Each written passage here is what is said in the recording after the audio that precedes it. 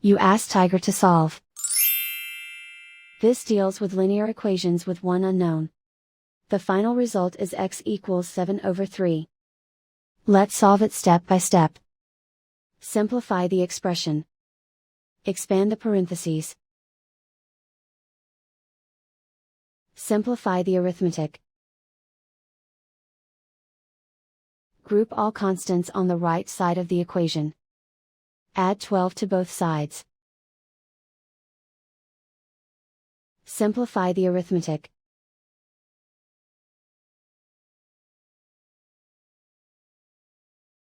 Isolate the x. Divide both sides by 3.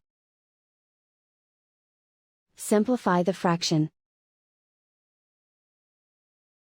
And so the final result is x equals 7/3.